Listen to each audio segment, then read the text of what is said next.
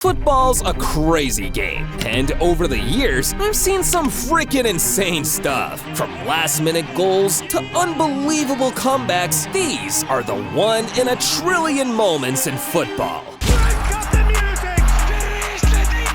And just wait till you see the dude who tricked the entire world into believing he was a Ballon d'Or winner. But first, I gotta start with Senegal, stunning the entire world back. In 2002, Senegal managed to qualify for the World Cup for the first time in its history, and the entire country was excited. But as soon as they saw the draw, they became heartbroken because their first match was against the reigning champions, France. I mean, that French team was stacked. They had ballers like Zidane, Henry, and even Robert Pires. And on the opening day, when all these dudes started to warm up, everyone expected France to whip Senegal hard. But what happened next was completely unbelievable. Senegal managed to win the game 1-0. Some guys even had to turn off their TV sets and then turn them back on because they thought the news team had made a mistake. Senegal managed to make it all the way to the quarterfinals, but that win against France meant the world to them. France had a horrible tournament, man, and became the first team to win the World Cup and get knocked out in the group stage the following year. Now, in 2006, France was out on a mission for revenge, until one man lost his head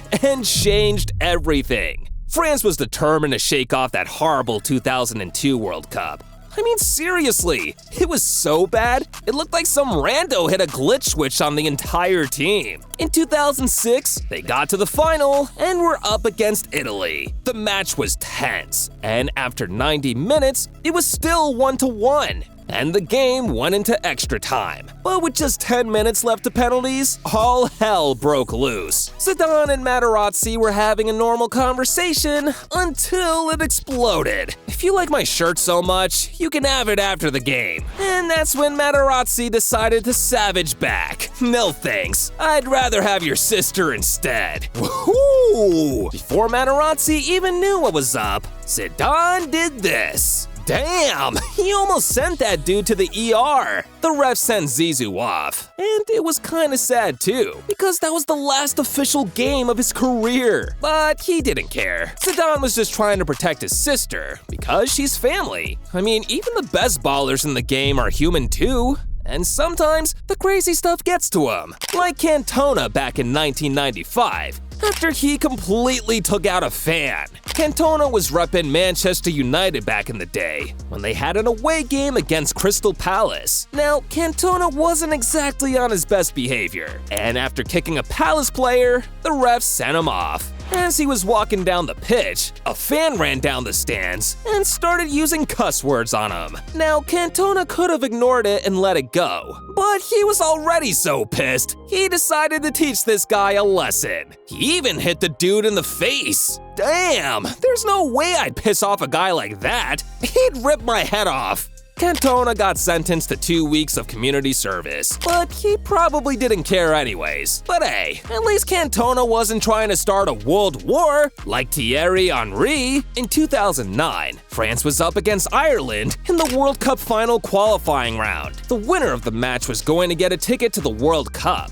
And it was tense. Now, Thierry Henry was determined to do anything for his team to win, even if it meant stealing from the Irish. That's a handball, but the ref didn't see it. France went on to win the game 1-0 and knocked Ireland out. The Irish fans were pissed. They could have taken Henry out just by looking at the guy. I'm pretty sure Henry won't be going on holiday there anytime soon, or ever. Now, Henry's basketball-winning assist was shocking, but what happened in 2004 stunned the universe. Greece somehow managed to reach the final of the Euros, and were facing the host nation, Portugal. Now that Portuguese team was like a freaking cheat code. They legit had Luis Figo, Deco, Nuno Valente, and a 19-year-old Cristiano Ronaldo. On home turf, everyone expected them to win, and the stadium was completely full. But the Greece team had other plans, and after going 1-0, they managed to hold on and beat Portugal in the final at home. Ronaldo, just like the rest of the world, was stunned, and he couldn't hold the tears back in. Ouch! No one was expecting them to win at all. And it kind of reminds me of Liverpool too, man, because 1 year later in 2005, they produced the greatest Champions League comeback of all time.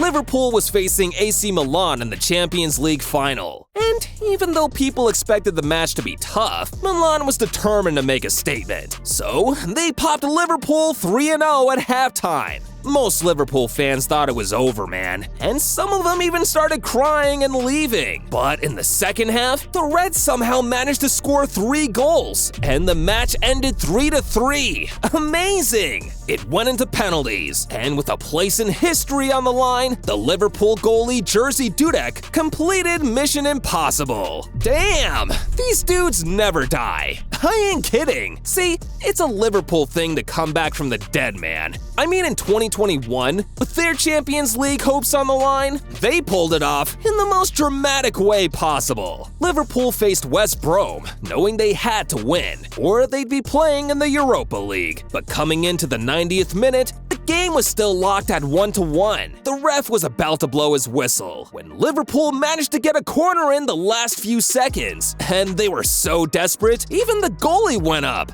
And as the corner came in, they shocked the entire world. Nah, man, it still doesn't feel real. I mean, they've got goalies popping goals for them now. Alisson's dying minute winner helped Liverpool qualify for the Champions League. But when it comes to last-minute goals, it don't get better than 93-20. Manchester City came into the last day of the 2011-12 season with a party on their hands. All they had to do was beat QPR, and they'd be champions for the first time in 44 years. But the QPR guys didn't read the script, and with less than 15 minutes until the end, they were beating City 2-1. The City fans started to cry, until Edin Dzeko scored to give them hope. But that's when the terrible news came in. Manchester United had just beaten Sunderland 1-0, and as it stood, they'd be winning the league. The City fans couldn't believe it, but with just under 1 minute to go, this happened. Aguero's goal won City the league and made him a legend. But this next dude, his goal was so shocking, he had scientists trying to figure out what the hell just happened. In 1997, Brazil was facing France in a friendly, when Roberto Carlos got a free kick outside the box. It was so far out, the French guys didn't even want to make a wall. Everyone thought he was going to cross it.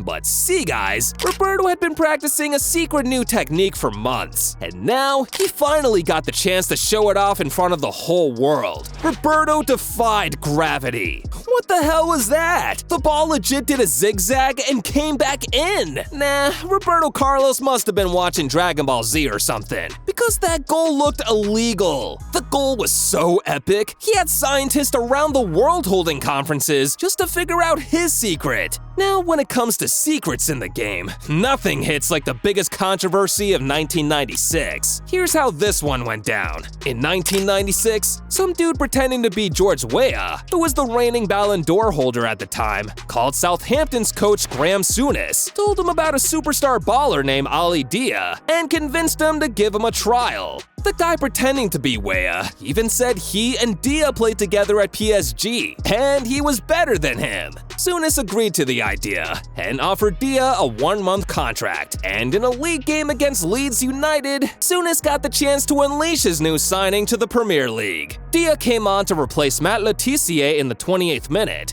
But just a couple of minutes in, it became clear the dude was a fraud. He got snubbed off and never played for Southampton again. And to make it worse, the dude that called pretending to be George Weah was actually his cousin. Dia came back to the club the next day to pack his stuff, and then he left for good. No one's seen him ever since. But despite all the negative stuff, he at least did one good thing before he left. See, he dropped a note, and when the entire team opened it, they found this. Subscribe to Goal Zone. It'll change your life. Can't argue with that.